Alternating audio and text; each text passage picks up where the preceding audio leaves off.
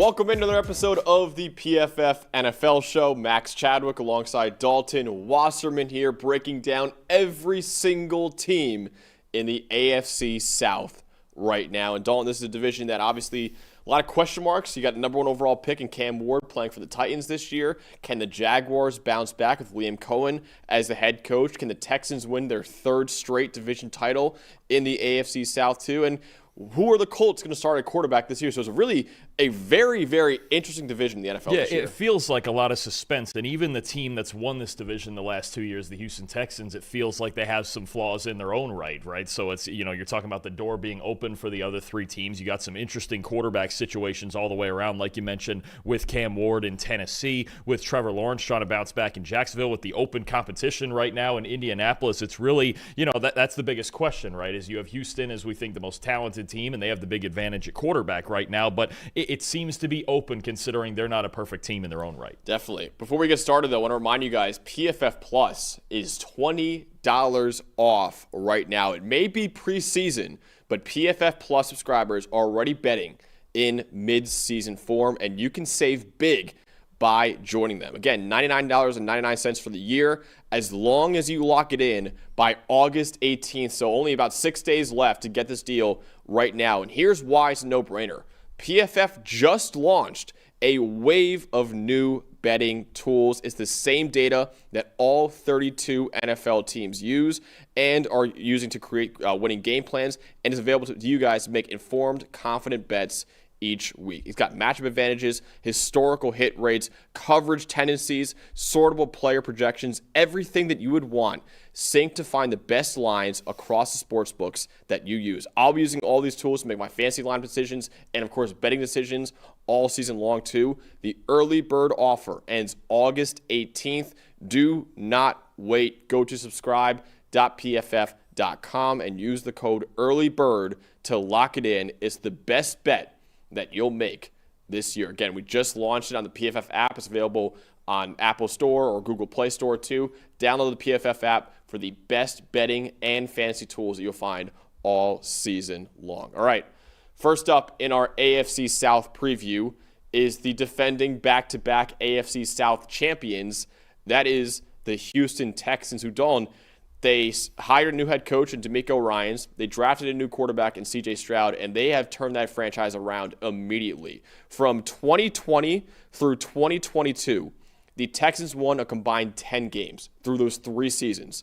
In back-to-back years, they have won 10 games in each of the last 2 years, including an AFC South title, and they've lost in the divisional round in back-to-back years too. So really consistent team under C.J. Stroud and DeMeco Ryans. What is the biggest strength of Houston right now? So to me, especially when you look at the questions in their passing game on offense and their offensive line, I think the biggest strength of this team is their pass defense. When you look at a dynamic set of edge rushers in Danielle Hunter, Will Anderson Jr., Derek Barnett's been a really good third fiddle in that room. You also have Danico Autry and Darrell Taylor there. It's a deep edge unit that gets a lot of pass rush production. And then their secondary is stacked with talent, led by one of the best cornerback tandems in the NFL. Derek Stingley Jr. is one of the elite players at the position. Kamari Lassiter had a really good rookie year. There's a little more question right now about their safety position with C.J. Gardner-Johnson's injury suffered in practice, but he should be back. It's not a season-ending injury. Jimmy Ward has some off-field problems, but you still have a talented free safety in Kalen Bullock. You have Jalen Petrie. You've got a lot of talent in that secondary. So the one bit of advice I would have to opposing offenses, do not fall behind the Houston Texans, especially late in games. This is going to be one of the hardest teams to score on in obvious passing situations. Yeah, should have mentioned this before, but the Texans got a B for their draft in our grades and a C- in free agency. And one of our biggest question marks with Houston going into next year, like Dalton mentioned before, is that offensive line right now. They were 25th in PFF grade. C.J. Stroud had the second most sacks taken in the NFL last year. So they were 25th in offensive line grade last year, and they traded easily their best offensive lineman and left tackle Laramie Tunsil over to Washington this offseason. So now the Texans don't have a single offensive lineman who had a PFF grade higher than a 70 last year, which is about, average for NFL players right now. So their pass protection in particular, protecting C.J. Stroud, will be critical to whether or not they can win a third straight division title this year. Yeah, I mean, we're now going into the second full week of preseason, and we really have no idea what this Texans offensive line is going to look like. You mentioned it. Titus Howard, their highest graded player from last season with a 70 PFF grade, and we don't even know what position he's going to be playing. And if he's playing guard, he's graded a lot lower at guard than tackle throughout his career. So there's a lot of question marks when it comes to protecting C.J. Stroud and even opening holes in this run game for Joe Mixon and Nick Chubb in the backfield. So I think it's really, you look at that offensive line not just as a weakness, but really what could be the kryptonite for this team when it comes to, they're the most talented team in this division. But when your offensive line is bad, we've seen this in teams like the Cincinnati Bengals, then any team can beat you in any week as long as they produce up front. And you saw it even in the preseason game. Ed Ingram had an 84 PFF grade, so that's really good. Blake Fisher, though, 27. Ariante Ursery, 52. Juice Scruggs, 44. I mean, Jared Patterson is 60. Like, this offensive line didn't look great in the first preseason game either. So I am worried about a little bit for C.J. Stroud going into year 3 as the starting quarterback. But really, Dalton, C.J. Stroud has proven that he is the franchise quarterback for Houston after a really good 2 years with the Texans. What should we know about him going to year 3? Look, I'll be honest with you. People think last year was some sort of letdown for Stroud, and his numbers and grades and metrics, everything across the board was just about identical to his rookie year. Now, obviously, people are going to go, well, he should have gotten better. And I'll go, well, he had 274 dropbacks, including the playoffs under pressure last year, the most in the NFL. So not just the second highest sack total, but the most pressures in the NFL allowed, in front of C.J. Stroud, right? So I think that's one problem. One of the things that did drop off was his deep ball. He was first in the NFL in deep passing grade in 2023, 29th last year, but I think even that we can attribute to the wide receiver injuries and the lack of pass protection. He does a great job, much like Joe Burrow in Cincinnati, of working around that, getting rid of the football quickly, improvising when he has to. C.J. Stroud, I think, is a top 10 quarterback in the NFL, but if you can't protect your quarterback, no matter how good he is, then you get lesser results than you want, obviously. I mean, it's just, we're going to be talking about this every week during the season. Yeah. Is C.J. Stroud protected enough for them to win football? Even if it's average, he can do spectacular things on the field. Absolutely. I think he's a top 10 quarterback in the NFL right now. Where would you rank him? I have him top 10, somewhere between 7 and 9. I'm a huge fan of him. I just think his ability to work through that, to process, to make accurate throws even under pressure is honestly uncanny for most other quarterbacks in the league. I just think if it's going to be so bad, if we're really going to project them in our offensive line or the unit rankings, we had them as the worst offensive line in football. If they're going to have the worst offensive line in football, then it's really not going to matter how good C.J. Stroud is. Yeah, but I will say one thing that I've really loved watching is development in the NFL compared to what he was at Ohio State. Ohio State, there was the question mark, okay, he had elite receivers at the road, obviously Garrett Wilson, Jackson Smith-Njigba, Chris Olave there too at Ohio State.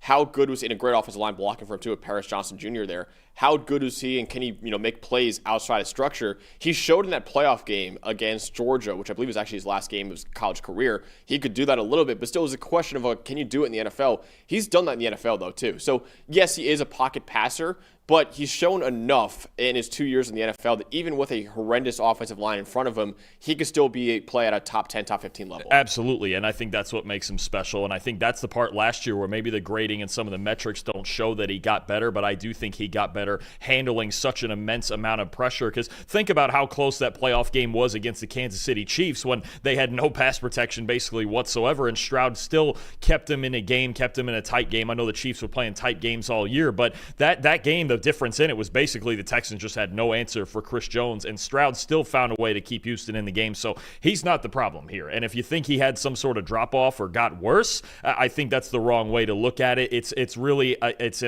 it's a situation where his supporting cast needs to be better, and this year the good news is he's going to have hopefully a healthier set of receivers, and those two receivers from Iowa State should be fun to watch too. He was the 13th highest graded quarterback in the NFL last year under pressure, so it's an above average quarterback under pressure, absolutely. And he's got well above average receivers to work with, especially Nico Collins, who has turned into an elite receiver over the last 2 years. His 93.2 receiving grade since 2023 leads all receivers in the NFL. He's got a big frame, obviously coming out of Michigan. He really wins one-on-one matchups really well, too. He really dominates in the intermediate level of the field. He was the only receiver last year with a perfect 99.9 intermediate receiving grade last year. It's really cool to see Nico Collins turn into a guy that, I liked him coming out of Michigan a few years ago, Dalton, but I thought, okay, he could be like a number 2 or a number 3 receiver in the NFL. He has firmly established himself now as a top 10 receiver in football. So much of their passing game last year was predicated on Collins just being isolated as the X receiver and winning one-on-one matchups, especially with all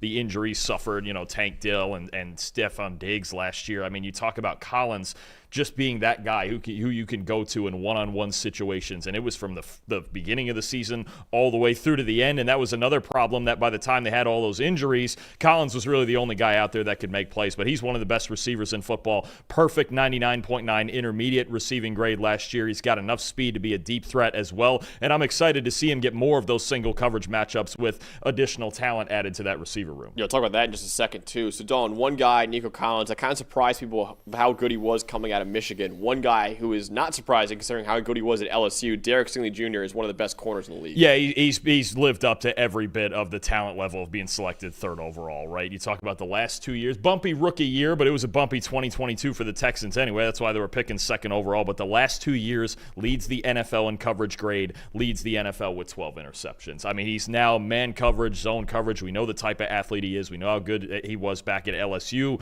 in those days. He's just one of the best corners in football. And DeMeco Ryans' defense is very much a zone-heavy defense. It's sit back, play quarters, play a little cover 3 also, right? But Stingley and Kamari Lassiter on the other side, those two guys allow him to play man-to-man coverage. And you can see in certain games when he goes, you know what, let's put Derek on the other team's best weapon and just let it ride and start blitzing a little bit more. Stingley's the type of corner that allows you to do everything you want to do on defense. That includes up front with getting more aggressive. So, I mean, I think pretty easily to me, if you're making a list of the top 5 corners in the NFL, Derek Stingley has to be on it. Yeah, I absolutely agree with that. Derek Stingley Jr., I loved him at LSU coming out, and he's lived up to that hype with the Texans right now. All right, their rookie to watch this year is Jaden Higgins, who they've had a couple rookies that might start for them this year. Ariante Ursu, mentioned him before too, on that offensive line. But one of the cooler stories, I think, of the 2025 NFL Draft was the Texans taking not one, but both of the great Iowa State receivers coming out in that 2025 class, with Jaden Higgins going in the 2nd round, Jalen Knoll going in the 3rd round. Jaden Higgins kind of fits that Nico Collins mold that we just talked about earlier. He's a big-bodied wide receiver, and he's outstanding in the intermediate range. Like Collins, at college last year, Jaden Higgins had a 99.9 intermediate receiving grade 2. He led the Power 4 with a 90.5 overall receiving grade. Really, really good hands for the positions and really good tools for the position too. He only dropped 7 passes across 350 targets in college. So strong hands, big-bodied receiver who wins in the 10 to 19-yard range. Again, like Nico Collins a lot, Dawn, I think Jaden Higgins could be a great fit in this offense. Yeah, similar receivers, but you know what? Nothing wrong with having 2 of them. I think Jaden Higgins at Iowa State and with the Houston Texans, he's a first down machine. Anytime on 3rd and 5, you want to get him out there isolated and run the slant really in the same way that Collins does on the outside, you can do that with Higgins. So you've got 2. If you're wondering where the Texans are going to try to throw the football this year, it's going to be in the intermediate parts of the field. Like you mentioned, perfect intermediate grade, one of just 4 college receivers to do that last year. So, look, you got the big target in Higgins. You've got the speedy target in Jalen Knoll. They traded for Christian Kirk. I think they really like where this receiver room is at as long as the 2 Iowa State rookies develop the way they want. But Higgins is going to be really reliable on this team, and he's going to, in his own right, he's going to get a lot of those one-on-one matchups that he won so often down there for the Cyclones. All right, definitely. Let's go over the best bet of the season according to our own Ben Lindsay. Again, remind you guys that the PFF app right now gives you a lot of great bets for this season too, but Ben Lindsay's favorite bet is Will Anderson Jr. to go over 12 sacks this year, which is plus 120 on DraftKings Sportsbook. He says that Anderson ranks 11th among all edges in pressure rate over his first 2 seasons, and he hit 11 sacks last year, with another 3.5 coming in 2 playoff games too, despite missing over 3 games with an injury. And with a defensive line that really has the freedom to get upfield and get after the quarterback, he's a big fan of Will Anderson Jr. improving yet again in his 3rd year and getting over 12 sacks at plus money right now. He's one of the best players in football. I mean, you mentioned the expectations for Derek Stingley as a 3rd overall pick, for C.J. Stroud as a 2nd overall pick, and Will Anderson as another former 3rd overall pick. I mean, he's quickly becoming one of the elite edge rushers. And the best thing about it is he's not the only guy there that can rush the passer, right? You've got Danielle Hunter on the other side. You can't just constantly slide protection one way or the other against either of these guys because they're both equally talented. Anderson to get 12 sacks as long as he plays all 17 games, I think that's a fantastic bet. So Dalton, after back-to-back 10-7 seasons, after back-to-back AFC South titles, the Texans right now over/under is at 9.5 this year. So will they go under 10 wins for the first time in a few years? Or, once again, will they win 10 games and win the division, do you think? I would cautiously take the over on that. And it feels like 10 or 11 is about the range where they'd want to be at. And I think that would win them this division. I think you really, again, we're going to talk about this offensive line. If their offensive line somehow were to play average, if they were anywhere somehow, some way between 14th and 18th, they'll probably win 11, 12 games, and they'll run away with this division. If it's not great, like it's been the last couple years, it's been 22nd and 25th the last 2 years, then you're going to be talking about, okay, there's a battle, and we might get, a little closer division race than we thought. And if it's a disaster, if it is the worst offensive line in football, you leave the door open for other teams, I think, to take advantage of that kryptonite in this division, right? So I think there's going to be certain matchups against certain opposing defensive lines. I think about when they have to play the Kansas City Chiefs and Chris Jones, right? Teams with, I'm not sure if the Steelers are on their schedule. I didn't say just teams like that with really good pass rushes.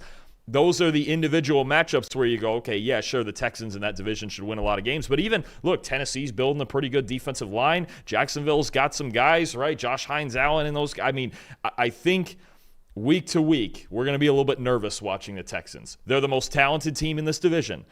But this offensive line could sink the whole operation. Yeah. We need to see that at least, if they can at least play at the level they did last year, which isn't great, but it was at least, what'd you say, 22nd? I think they were 22nd in pass blocking grade. If they did that without Laramie Tunsil, then fine. They're going to be okay. I think it is what prevents them, though, from being one of the inner circle AFC title contenders. Yeah, I'll go soft under for this team. I still think this is potentially a playoff team, but I think more probably 9-8 team that sneaks in, maybe wins the division still at 9-8, considering how wide open that division is. That offensive line just scares me right now. And also, the run defense wasn't great last year either in Houston. They got to improve that. Now they have a great pass rush, like we broke down already with Will Anderson Jr. leading it. But I am worried about the run defense a little bit. Playing against some of the elite teams in the AFC. So I'll go soft under for Houston. I definitely could see them going 10-7 again, but I'll say 9-8. That is another really good call when you're talking about their run defense, because you see certain matchups. I go back constantly to the Christmas Day game against Baltimore. Mm-hmm. There was just no answers for Derrick Henry in that game, right? And at some point, look, I'm not saying you have to have the best run defense in football, but there is a bit of an imbalance in their defense. Their defensive tackles are not great. Their linebackers are not great. I was just taking a look at some of the pass rush teams that they're going to have to go against this year. I mean, they start week 1 with the Rams, right? And I know the Rams have questions at quarterback and all of that, but they have to go to L.A. and play the Rams. Jared Verse and the Rams week 1. Tampa Bay week 2, like I mentioned, at Jacksonville week 3. They're going to find out really quickly what this offensive line looks like against some teams that generally give opposing offensive lines problems. Yep. All right, that wraps up our preview for the Houston Texans. Up next is the Indianapolis Colts, who went 8-9 last year, finished in second place in the AFC South. In Shane Steichen's first 2 years as the head coach, they kind of hovered right around 500. They went 9-8 in 2023 and 8-9 last year. So actually exactly 500 over the last 2 years for Shane Steichen in Indy. Seems like a big year 3 for him, though. They're trying to figure out who their quarterback is going to be between Anthony Richardson, the guy right there, and Daniel Jones, who they brought in this offseason too. We gave the Colts a B+ for their NFL draft and a B for their free agency, which is kind of a really solid offseason for Indianapolis. Dalton, what is the biggest strength of the Colts right now? So when you look at this team right now, and you're talking about, okay, they got a pretty good supporting cast on offense, right? If they can figure out a functional quarterback situation, there's a lot of solid pass catchers on this team. Michael Pittman is their number 1. He's reliable on the outside. Josh Downs has become one of the best slot receivers in football, and hopefully you get a healthy 17 games out of him. You've got Alec Pierce, who's a really good deep threat. Now you throw in Tyler Warren, who's a massive improvement at tight end, a team that was one of the worst tight end units in football last year, especially in the passing game. You also obviously have Jonathan Taylor out of the backfield. They drafted DJ Giddens. And a good offensive line at that. Really, it's the entire offensive supporting cast, but I do really like this group of pass-catching weapons.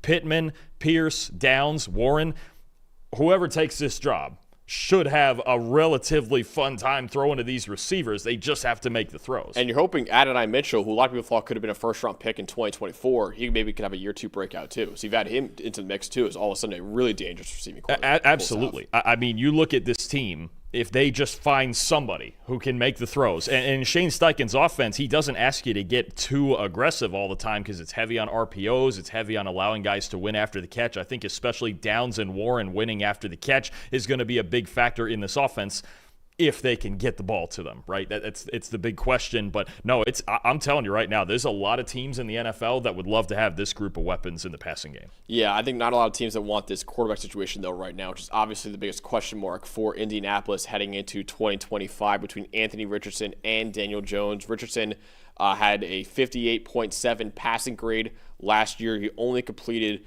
50% of his passes across his first 2 years in the NFL. Jones is a little bit better at both those stats, but he really isn't as athletic as Anthony Richardson, more of a higher floor but lower ceiling quarterback than Richardson, and he has the lowest big-time throw rate of any quarterback since 2021. So Daniel Jones, again, he's solid, but you know he'll never be a top 10 to 15 quarterback in the NFL for you. Are you okay with playing with the 21st or 22nd best quarterback, or would you rather take a roll of the dice with Anthony Richardson? So here's the problem. Let's just talk about both of these guys now, because you've obviously got a pretty open competition, and it's starting to feel like, especially with the way the Colts' first preseason game went, with Richardson throwing just 3 passes and then taking a sack, dislocating his pinky, missing the rest of the game, and Jones got all the reps, and Jones is going to start in preseason week 2. It's going to be about Shane Steichen deciding what he wants. Anthony Richardson, we know, has the physical talent. He can run. He's maybe got the strongest arm in football. He can throw it 80 yards in pads. He can. The big time throw rate is there, right? But this offense doesn't really emphasize those things too often, right? This is an offense where you want to allow your weapons to win after the catch. They're completing short passes. They're running one of the highest rates of RPOs in football. Daniel Jones, obviously there's a limit on the ceiling. There's a limit on the arm talent. He can run a little bit, not like Richardson, but Jones is a decent athlete, right? We even saw that with him rolling to his left and making a throw last week. But I think Steichen has to decide, am I taking the physical talent of Richardson and trying to make that work? Or can he just not complete enough passes? You can't complete only 50% of your passes in the NFL, right? I'm not a person that, completion percentage it's going to tell you everything. But there is a minimum requirement here. Yeah. And 50 is well below the bar, obviously. And it's been like that since his days at Florida. Daniel Jones, we know, even if it's not flashy, he can throw balls within that 15, 20-yard box. The deep ball's not going to be there very much. I would hate to say, but if it's me and Daniel Jones is named the starter, I'm not drafting Alec Pierce in fantasy. I'm taking Josh Downs. I'm taking Tyler Warren, right? Those guys who are going to win after the catch, closer to the line of scrimmage. But Steichen has to decide. Is it the talent? Jones fits the offense better. I'll just put it like that.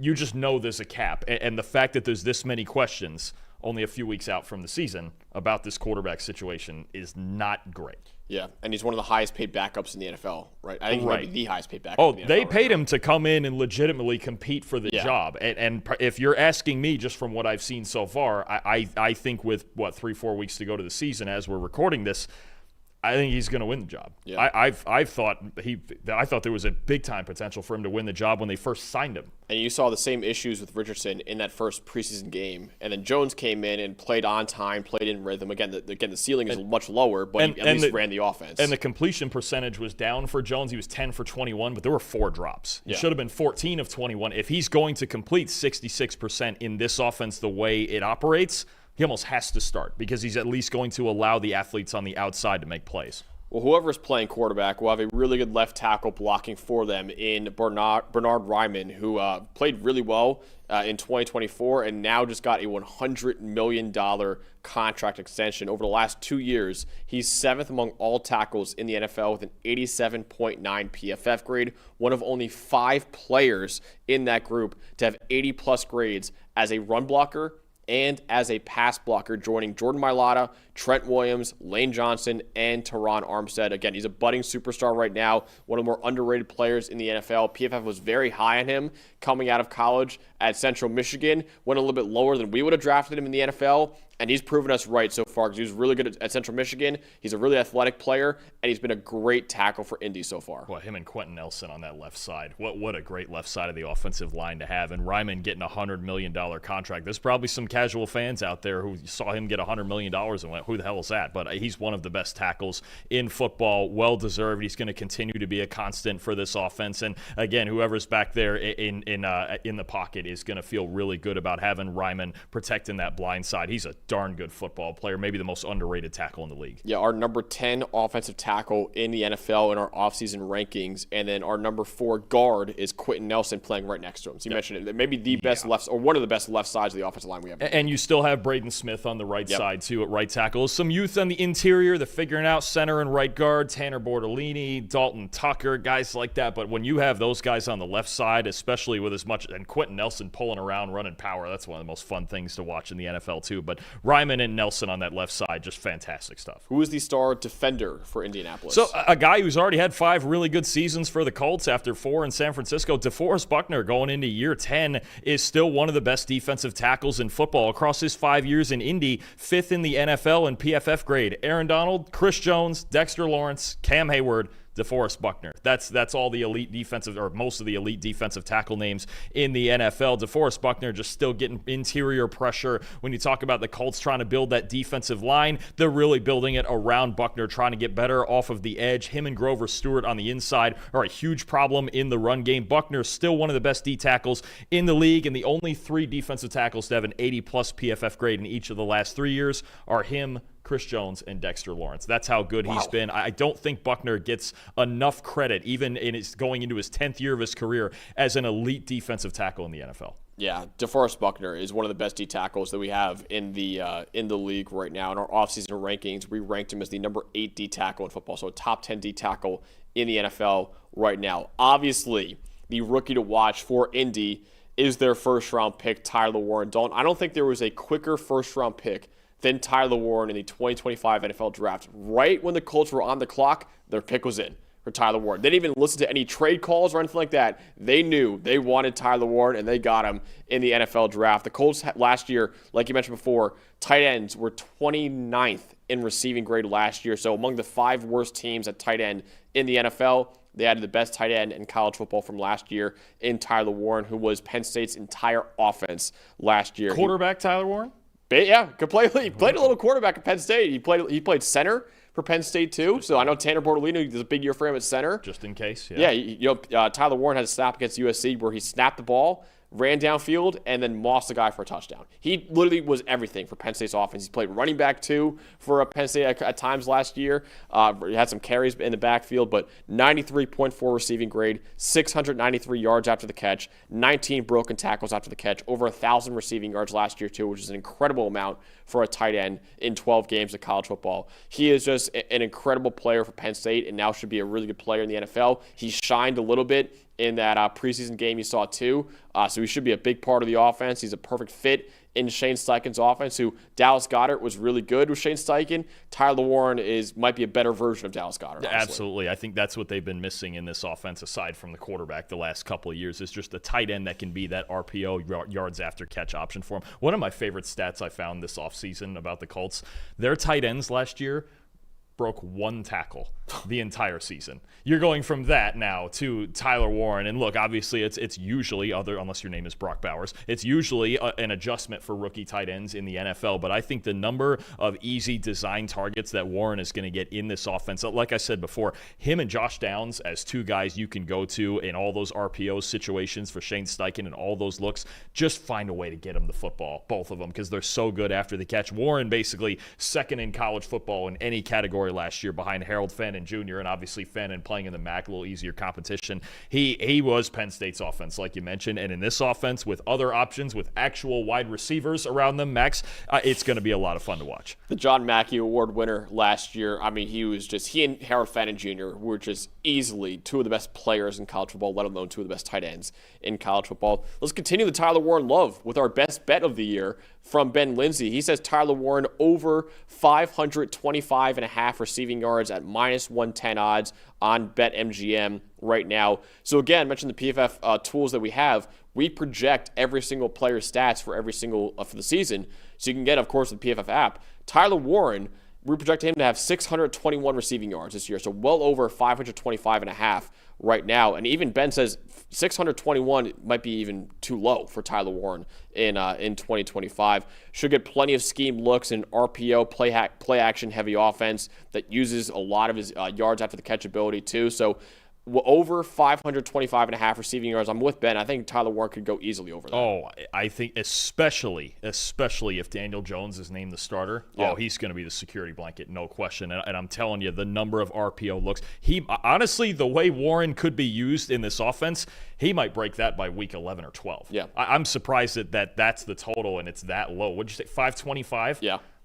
I mean, just the sheer volume he could get. He could easily, I think he should easily be top 3 on this team in receptions. That might be another good bet if there's an over-under on that. But the yard, that feels way too low in an offense. I have to think that's just about the quarterback situation. We project him to have around 100 more yards than that, which is way more. It's got to be the quarterback situation. Yeah. I almost get it. And again, it's the accuracy and just missing throws part with Richardson. But if Daniel Jones is named the starter, Tyler Warren's shattering that. Yeah.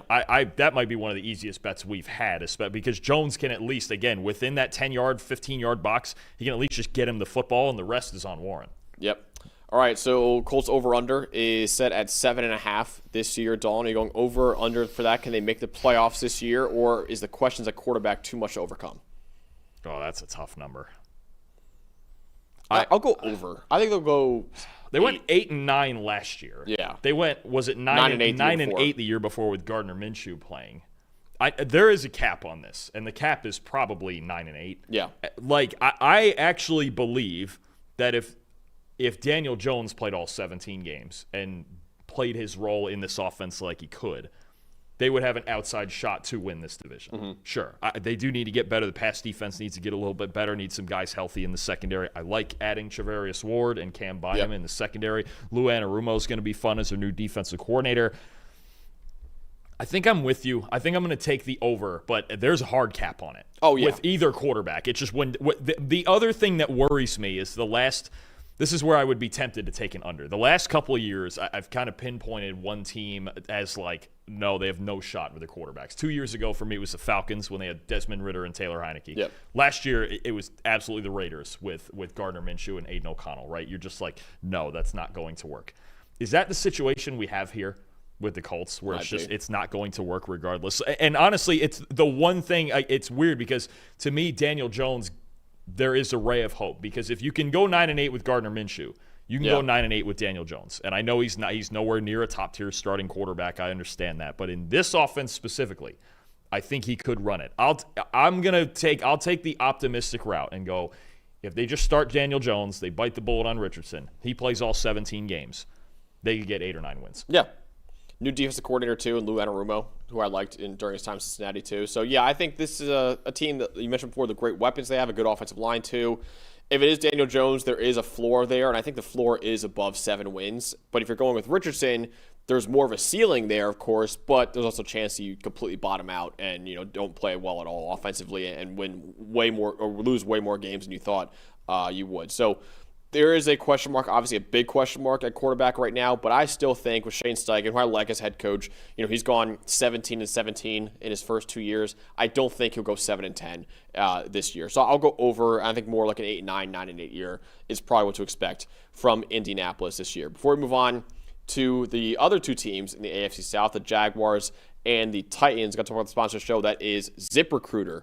Finding great candidates to hire can be like trying to find a parking spot on the weekend. You get so many resumes and not enough candidates with the right skills or experience, but not with ZipRecruiter. ZipRecruiter finds amazing candidates for you fast. And right now, you can try it for free at ZipRecruiter.com/audio. ZipRecruiter's smart technology identifies top talent for your roles quickly. Immediately after you post your job, ZipRecruiter's powerful matching technology starts showing you qualified people for that job. They let you connect with top candidates ASAP. You can use ZipRecruiter's pre-written invite to apply message to personally reach out to your favorite candidates and encourage them to apply sooner to your job as well. Ditch the other hiring sites and let ZipRecruiter find what you're looking for, the needle in the haystack. 4 out of 5 employers who post on ZipRecruiter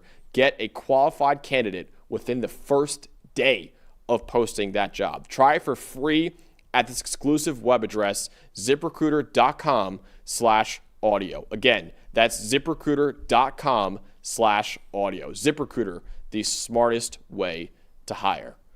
All right, next up in our AFC South preview is the Jacksonville Jaguars, who were rough last year with a 4-13 record overall. That led them to hire a brand new head coach in Liam Cohen, the Tampa Bay Buccaneers offensive coordinator, who is now the new Jaguars head coach, trying to turn around that offense with Trevor Lawrence there. They traded up from number 5 to number 2 to get Travis Hunter, in our opinion, the best player in the NFL draft, to play receiver and quarterback for Jacksonville right now. But yeah, 4-13 records all after back-to-back in 9 and 8 years. This is a big year for Trevor Lawrence, and obviously a big first year for Liam Cohen too. Yeah, no, absolutely. I think for Lawrence, especially staying healthy all 17 games. Obviously, that's not all his fault. Their offensive line has not been great throughout his career in Jacksonville. But you talk about a team that's now bringing in, one of the offensive masterminds. We've seen it at Kentucky. We've seen him as the OC of the Rams. We've seen him last year. Did a great job with Baker Mayfield and the Buccaneers. And I think you're expecting Liam Cohen to come in here with Trevor Lawrence and with this potentially dynamic pair of receivers. And to me, that's their biggest strength right now. As you look at this offense and you go,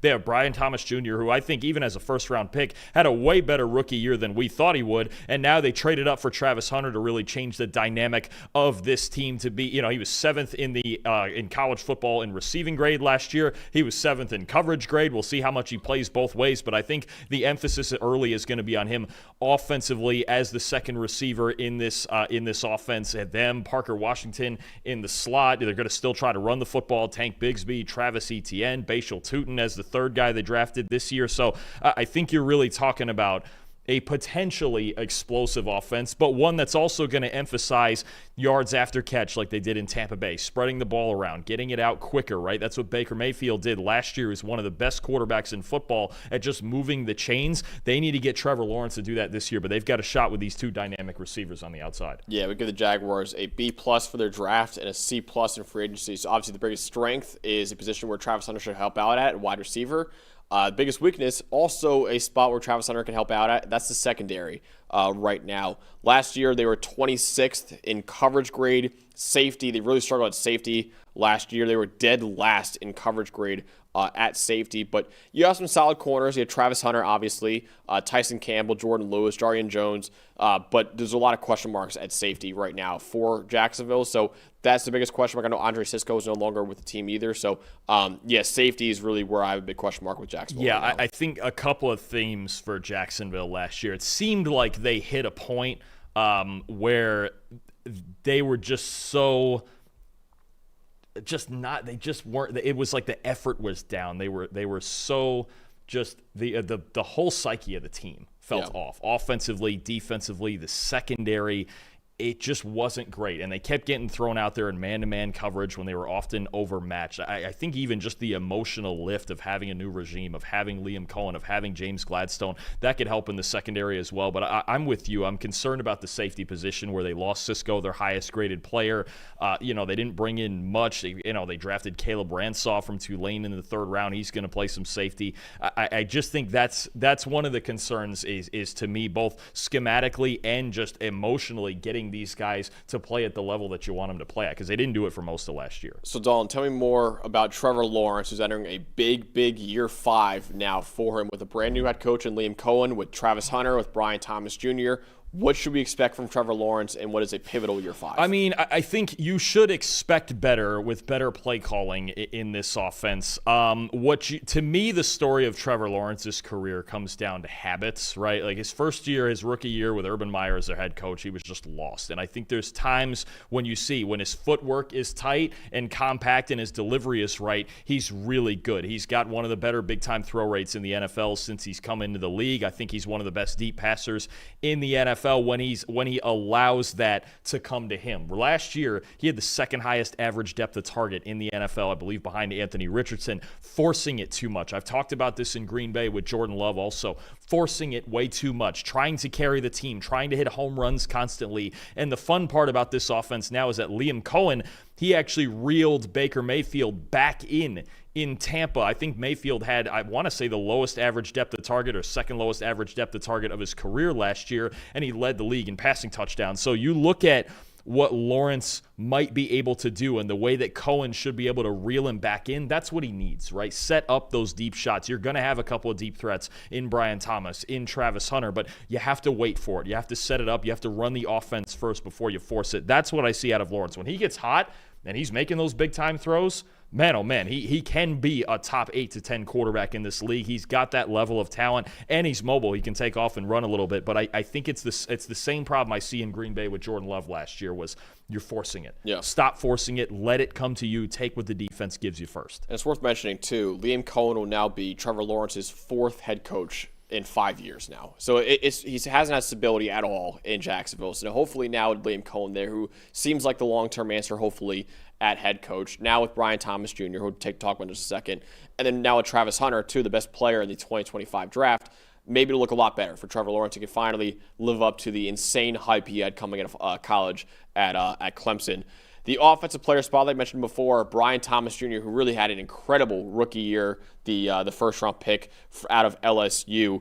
83.4 receiving grade. That was top 20 in the NFL, and it was 3rd among all rookies in the NFL behind Malik Nabers, his former college teammate, and Ladd McConkey. He was really good after the catch. It wasn't really the case at LSU. It was really more of a deep threat at LSU. He had the 4th most yards after the catch in the NFL last year, and he was still a great deep threat for Trevor Lawrence, too. Obviously, Dalton just talked about it, loves to throw down the field, too. So Brian Thomas Jr., I liked him coming out of LSU. I did not expect this from him coming out of LSU, though. One of maybe the last positive development under Doug Peterson last year as their head coach was when Trevor Lawrence was hurt. He missed the back half of the season, the last 5-6 games. When Mac Jones was playing, and Mac Jones is basically the opposite of Trevor Lawrence. Yeah. He's not going to sling it deep downfield like that. It was the Jaguars finding ways to still get Brian Thomas the ball, moving him around the formation like some of the elite weapons in the NFL do, and finding out, man, this guy can actually be really dangerous after the catch. He can take a shallow cross 60 yards if you want him to. He's got that level of speed, right? So I think that's something that Liam Cohen, when he sees that on the tape from the last handful of games last year, seeing how Brian Thomas dominated after the catch, that's a dimension, like you mentioned, he didn't have it at LSU. I think if you have that consistently now in this offense, the way that Liam Cohen runs it, Brian Thomas is going to be among the league leaders in yards after catch again if he's used the same way he was down the stretch last year. So they have a star wide receiver in Brian Thomas Jr. and Dalton, also a star edge rusher in Josh Hines-Allen, too. Yeah, their defense starts with Josh Hines-Allen. He's one of the best pass rushers in football. Obviously, they have a couple other solid ones. You've got Trayvon Walker on the other side on the edge. You've got Eric Armstead on the inside. But it starts and ends with Hines-Allen, right? 83.4 pass rush grade last year, 11th in the NFL, 63 pressures in the regular season, a top 10 mark in the league. Over the past 3 years, he's 7th in pass rush grade and total pressures among all edge defenders. And again, defensive end, edge defender might be the most stacked position right now in the NFL, and Hines-Allen is absolutely one of the top at least 10 to 12 guys there. Just every single year gets it done, creates pressure on opposing quarterbacks, and he's really the first problem that you think about when going against this Jaguars defense. Over the last 2 years, Josh Hines-Allen has won 152 pressures, the only edge rushers in the NFL with more pressures over the last 2 years. Micah Parsons, Myles Garrett, Nick Bosa, Trey Henderson. That's it. And it feels like you get those first 4 guys mentioned, maybe with a couple others all the time when talking about elite edge rushers.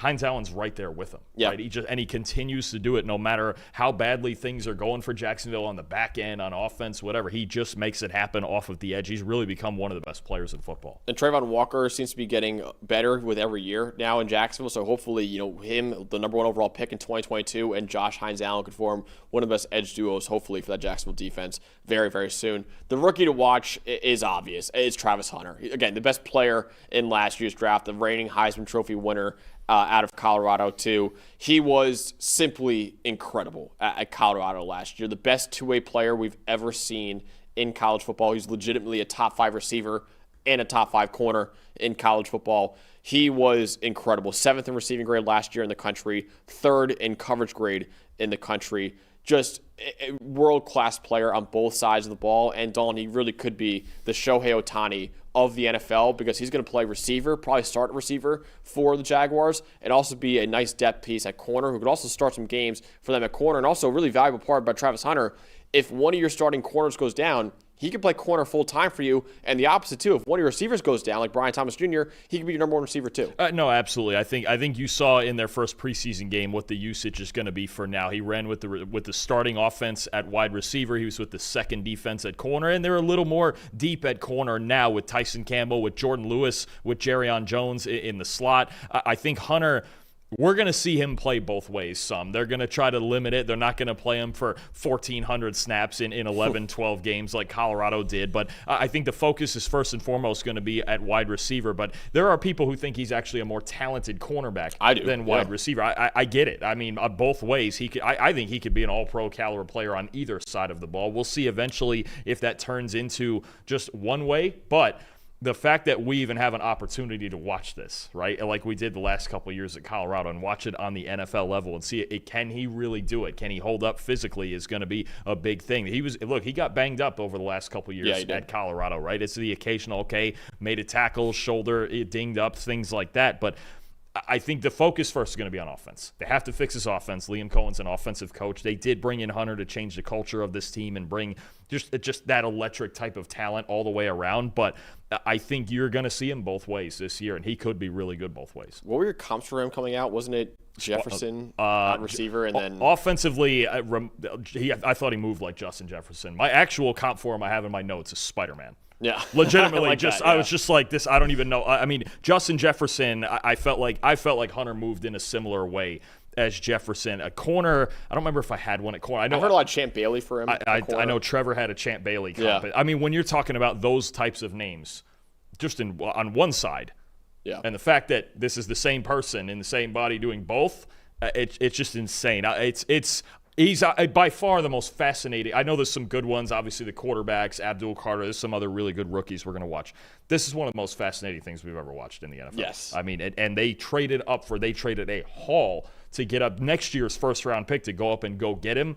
They believe this guy could be a game changer. I know we're getting ahead of ourselves, but if he legitimately plays both sides and plays at the level we think he can at both sides, he could be the most valuable non-quarterback in the NFL. And then whatever his contract is going to be after his rookie deal is going to be fascinating. Because how much do you pay that guy who could play both ways is going to be really, really fascinating. Maybe he gets $40+, $50+ million a year if he is a wide receiver and a corner and an elite one at both too. Again, getting ahead of ourselves. He hasn't been played in an NFL regular season game yet, but we'll see with Travis Hunter. I can't wait to watch him. I think he's right now top 5 in betting odds for offensive rookie of the year and for defensive rookie of the year next year. But the best bet to make for the Jaguars is to win the AFC South at plus 310 right now. You get it at BetMGM.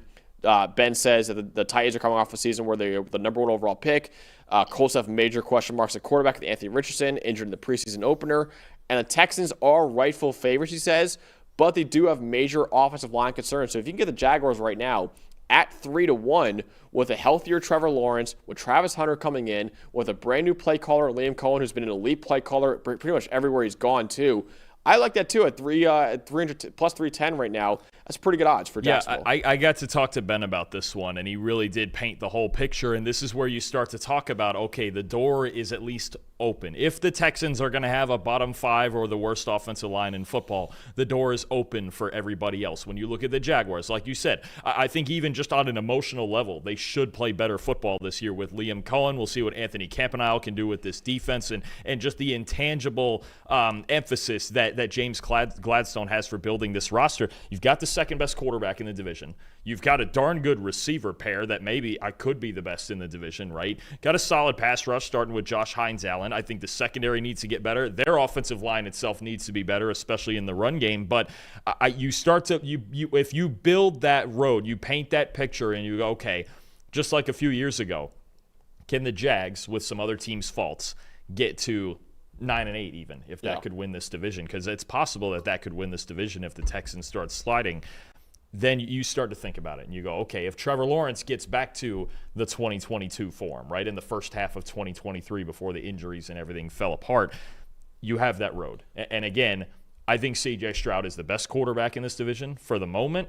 Trevor Lawrence is clearly second. I would argue it's probably the most wide-open division in the NFL. I would say it's probably the worst division in the NFL, too, which means, though, the Jaguars have an opportunity to, like I said, kick the door down and become the winners of the AFC South. So in a wide-open division like that, plus 310 right now, I agree with it. I think Jacksonville could absolutely have a chance at winning this division next year with all the question marks Houston has, and Indianapolis, obviously, too, at the quarterback. And then Titans are the worst team in the NFL last year, too. So over-under for Jacksonville, Dalton, is set at 7.5 right now. You're going over or under for the Jaguars, and what do you expect for them this year? Oh, this is one that's going to take some. So they and the Colts have the same win total. Yeah. Is that what the Colts were at 7.5? I also going to go over, I think. I actually have more faith in them to go over than the Colts. So I'm going to go over for Jacksonville. I really like Liam Cohen. I obviously think Trevor Lawrence has a lot of potential. Love Travis Hunter. Love that him and Brian Thomas Jr. together. I like the defensive line too. So I'll go over. I think they're going to go over 7.5 this year. This is a schedule one here. Oh, boy. Houston twice, at San Fran, Kansas City, Seattle, Rams, at Raiders, at Cardinals, at Denver. Oof. 7.5. For the moment, and I'll see. I assume, I think we're doing a prediction episode, me and Trevor, probably before the season starts. But I'm going to take the under. I still have questions about this offensive line, this run game. Trevor Lawrence is going to take some time to get acclimated to another new offense. Questions in the secondary, despite some solid additions, I think I'm going to take the under. I'm looking at this schedule. There's a lot of tough in this schedule. I think it's a competitive division. Wouldn't shock me if they split with all three teams in the division. It seems like that's how it goes a lot of times with these teams sometimes being so evenly matched. I'm going to take the under. I see the potential. There's a road. And again, this AFC South, considering all these situations these teams are in, all such wide ranges of outcomes, I'm going to stick with the under. I think they do look better just functionally, especially certain parts of the team. But this is another team I have offensive line questions about too. I'm going to go under there. Okay. Well, you're a hater. I'm going over for Jaguars. It is what it is. Unless Travis Hunter is just the greatest football player we've ever seen, and we have another story too. There's a possibility. There really is a possibility for that to happen. So we'll see. I'll go over for Jacksonville though at 7.5. All right, final one here in the AFC South is the Tennessee Titans. Brian Callahan in his first year as the Titans head coach didn't too hot with the 3-14 record, the number one overall pick in the NFL draft. They're moving on from Will Levis, who's still in Tennessee, but Cam Ward, the Miami quarterback, who was probably the best quarterback in college football last year, he was the number one overall pick to the Tennessee Titans. He's the brand new starter for Tennessee right now. They'll need him because last year Tennessee had the second worst offensive grade in the NFL, third worst in offensive EPA per play, even though the defense was at least solid, right? You see right there, 19th best defensive grade, so at least around an average defense in 2024, but they need their new number one overall pick quarterback to come in and change the culture of that offense right now in Tennessee. We gave the Titans an A for their draft, had a really good draft, and a C- for free agency. It wasn't a great free agency for Tennessee, but Dalton, what is the biggest strength of the Titans right now? This team's going to try to win in the trenches this year. And when you look at what their interior, their defensive line did, I know we're nitpicking here a little bit, but when you look at Jeffrey Simmons, Tavondre Sweat, and Sebastian Joseph Day, they really did a nice job last year. Second in the NFL in PFF grade, first in run defense grade. Their second-round pick from last year, Tavondre Sweat, the big 366-pounder. I was really impressed with him in run defense. Gave you a little bit as a pass rusher, but that's more a Jeffrey Simmons job with Sweat and Joseph Day eating up those gaps in run defense. Simmons can get after the passer then as the complement guy. He can penetrate those lanes. So when you look at three guys, Sweat had the 9th best run defense grade in the NFL last year. Joseph Day was 8th, and Jeffrey Simmons had the third 80-plus PFF grade in his career. He was 9th in the NFL as well. You've got guys who know their roles on the inside. The interior of this defensive line in certain matchups is a serious problem to deal with. And you need those guys too, because that really helps out your linebacker unit, which is kind of the biggest weakness, I would say, of the Titans team right now. So there were 5 linebackers last year in Tennessee who played at least 200 snaps. None of them are on the roster in 2025. In fact, the only one who really has a lot of experience is Cody Barton, but he only had a 64.3 PFF grade last year in Denver. You got James Williams, Otis Reese IV, and Cedric Gray, but all 3 of them have combined to play less than 400 snaps in their career. So a lot of question marks at linebacker. It's not like you brought in highly drafted guys too at linebacker either. At least the defensive line in the interior is going to be good, because that can help out the linebackers. If you just open up holes for them in the run game to go and make tackles in the backfield, that does help out a lot. But I still have question marks at linebacker. Sure, right, and Cody Barton is a pretty solid run defender who really struggles in coverage. But when you look at those other guys, all late-round picks, James Williams just moved to linebacker last year after playing safety at Miami. I mean, he's a big guy. He really looked like a linebacker even when he was playing safety. But, you've got inexperience. You've got a lack of production. If Cody Barton is your best guy in that unit, you start to get a little worried, especially after all these guys coming in from elsewhere or just young players that didn't play much last year. You've got a lack of experience. You've got a lack of continuity. It's really tough to project this unit right now. So tell me more about the hopeful savior of the Titans franchise, the number 1 overall pick in the 2025 NFL Draft, Cam Ward.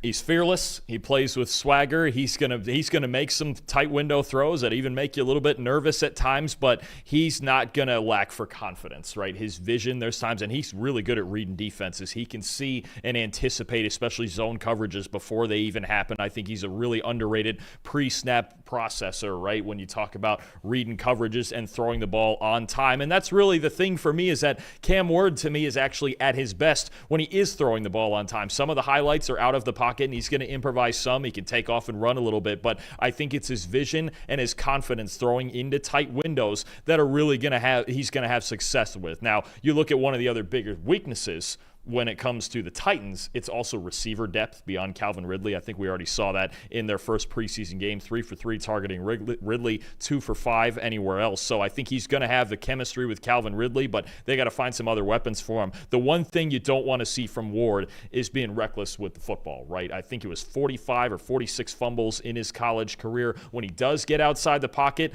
there is some gunslinger to him. There's a little bit of the old Brett Favre, okay, who knows what he's going to do outside the pocket here. He can be dangerous outside the pocket, but there's also times under pressure where he's going to throw back across the field. He's going to be a little loose with the football, low and waiting to find an open option. So ball security is something I'm looking for, but when you talk about attacking vertically down the field, this guy was the best in college football last year. 95.7 passing grade on 10-plus yard targets, led all of college football last season. Yeah, he was... Fearless is the perfect word for Cam Ward. He's kind of like a nonchalant playing style when playing quarterback. You saw in the preseason game a little bit too.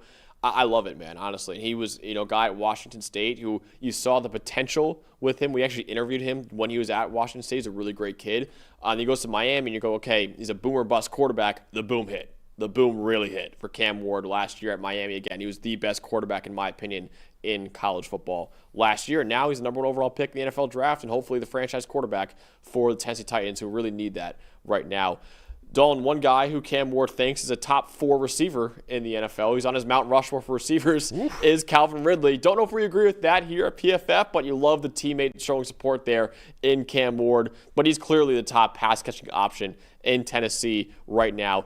Even though the Titans were dead last in passing grade last year, Calvin Ridley still had his 3rd career 1,000-yard season last year and had a really solid 75 receiving grade as well. Really got a good job of separating downfield. He was among the top 25 receivers in both intermediate receiving grade and deep receiving grade last year too. So Calvin Ridley, again, dealt with a pretty bad, in fact, the worst quarterback situation in the NFL last year. Now you got a number 1 overall pick coming in Cam Ward. You even saw in preseason, Cam Ward is looking at Calvin Ridley early and often in that game, he could have another big year in Tennessee. Third career 1,000-yard season last year, despite the Titans being dead last in passing grade. And it feels like in that first preseason game, we saw Cam Ward have that chemistry that's needed to win with Calvin Ridley. So I think, again, the weakness is depth, but Ridley is clearly the top option here. And I think if Ward develops as he should throughout this season, Ridley's going to be the big beneficiary of that when it comes to the numbers. So tell me more. We talked about already their best part of the team is their D tackles. Well, the best part of their D tackle room is Jeffrey Simmons. Yeah, Jeffrey Simmons has been one of the best in the league for a long time. 380-plus PFF grades in the last 5 years, at least 40 pressures in each of the last 3 seasons. And Max,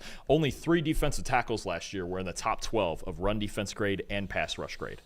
Jeffrey Simmons, Cameron Hayward, Dexter Lawrence. Simply, like I talked about with DeForest Buckner and the Colts earlier, just for a long time has been one of the best defensive tackles in football. And when I talk about those interior defenders for the Titans, again, you have Joseph Day and Sweat as the run defenders. Jeffrey Simmons is easily their best pass rusher on their entire defensive line, and I think he's going to be that again this year. Yeah, definitely. All right, the rookie to watch is obviously Cam Ward, but because we broke him down already, the other rookie we're keeping an eye on is Kevin Winston Jr., out of Penn State. So he could have been a first-round pick in the 2025 NFL draft, but he suffered a partially torn ACL at Penn State in the second game of the year, was out for the rest of the season after that, but he was really good in 2023, the year before.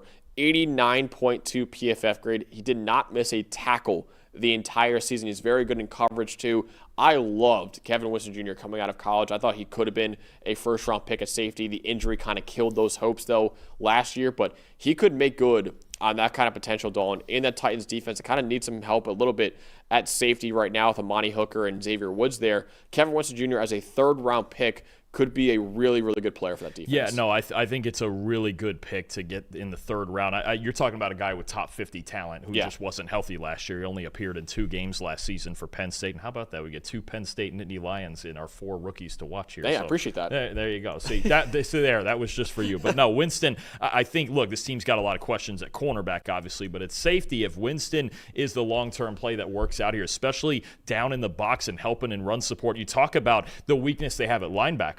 Kevin Winston is a guy who could really help out with that, because when you watched him at Penn State, he basically was an extra linebacker in the box, really good in those curl flat areas down towards the line of scrimmage and coverage too. So I think this is a player we do need to keep an eye on, because the only reason he went in the third round was because of that knee injury. Yeah, definitely. I think Kevin Winston Jr. could be really good. Other rookies to watch too, Olufemi Oladejo, who they need help at edge rusher. They took him in the second round. Alec Aymaner too, they could have a big year as a fourth-round pick. Jameer DK was a fourth-round pick too.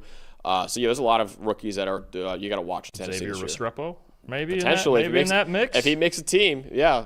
Cam's vouching for him. He probably is. Yeah. He was the first guy that he went to the front office and said, and you had him as a second-round prospect, right? On your board? Oh, I know that the speed wasn't great. I loved him. I think as just a savvy route runner. Look, when you've got a wide open competition at wide receiver, I think Restrepo could absolutely be an Aymaner, like you mentioned, DK, like you mentioned. Yep. You've got a new tight end in Gunnar Helm as well. Yep. I mean, you've got a lot of young pieces you're working with in this receiving core. Just got to figure out who steps up. The best bet of the year, according to Bet Lindsay, is Ben Lindsay, not Bet Lindsay. Actually, it's a good nickname for him. Oh, there we go. We might just start going with that. Yeah, I like that. Might work. Accidental, but it might work out. Bet Lindsay? Yeah, I love that. Okay. All right, but Cam Ward, Offensive Rookie of the Year at plus 350 right now. For the number 1 overall pick, who is a quarterback, has plus 350 odds to win Offensive Rookie of the Year on DraftKings Sportsbook right now. The Titans' offensive line should be stronger this year, brought in guys like Dan Moore and Kevin Zeitler too.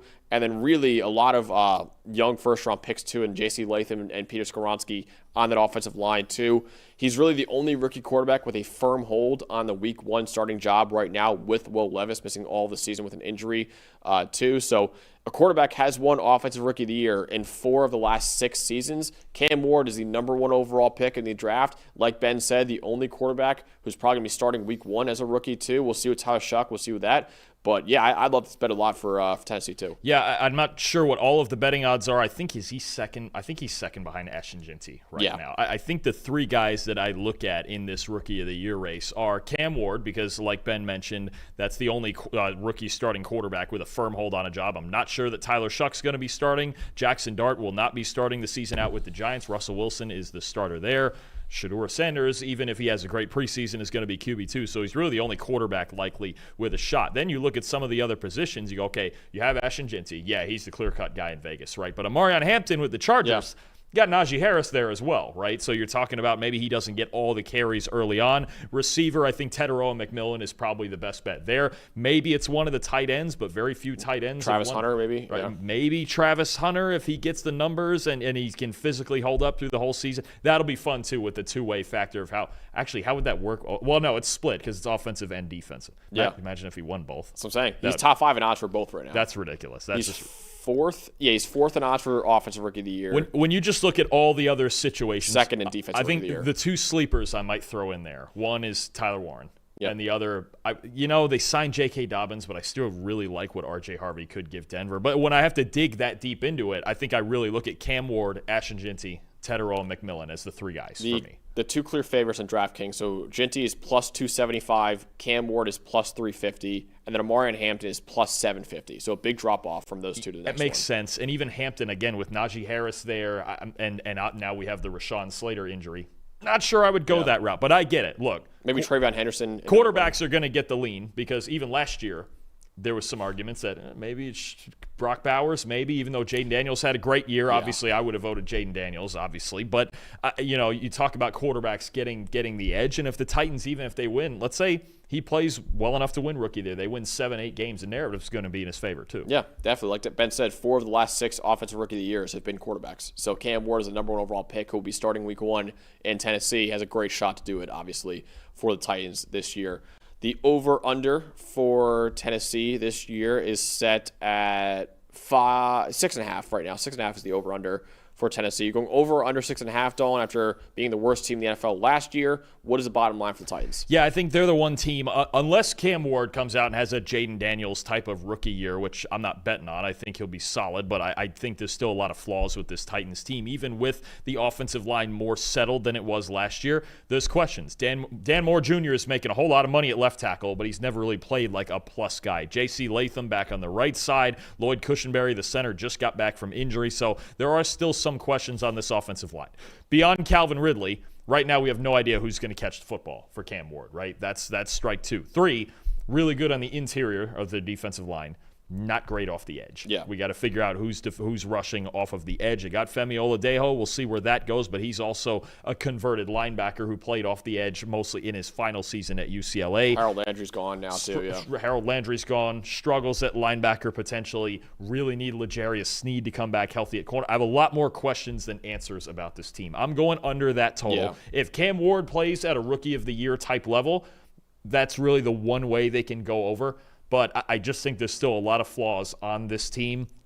They need another year or two to develop. This year, to me, is really more so about Cam Ward's development. Yeah. Even if they win 5 games, but he's out there and for the most part he looks the part, then it's going to be a successful season. This is a developmental year in Tennessee. They were the worst team in football last year. I'm not expecting a Washington Commanders type of jump out of this team. No, I don't think Cam Ward will be enough to go from 3-14 to 7-10. I think it's possible they win maybe 7 or 8 games, but I'm going to go under too. I think more a 6-11 type of year, 5-12 type of year is probably what's going to happen for Tennessee this year as they develop all of these youngsters they brought in, right? It's a big rookie class coming in for Tennessee. They need to develop those guys right now. So I think a 6-11 type of year is what I'm expecting for Tennessee. And like we mentioned with Jacksonville, tough schedule. AFC West, NFC West, obviously, again, Houston twice in their own division. There's some last-place teams in their schedule, but I think when you just look at this team, they're not there, especially in an absolutely loaded AFC with so many teams that we feel like are constants. I think they just need to continue to develop. You just want Cam Ward to go out there and look the part. Definitely. All right, that wraps up our AFC South preview. We have another preview coming out on Thursday, the NFC South preview, going over all 4 teams in that division. And I want to remind you guys, too, the brand new player props tool just launched literally today with the PFF app, and you can get PFF Plus $20 off for the next 6 days right now. So take advantage of that deal right now for the best subscription in sports, the best betting tools, the best fantasy tools, and all the data and insights that all 32 NFL teams use is available with a PFF Plus subscription at subscribe.pff.com and use the code EARLYBIRD, or click the link in the description below to take advantage of that sale too. But for Dalton Wasserman, for our producers back there, I'm Max Chadwick. We'll see you guys on Thursday with our full NFC South preview.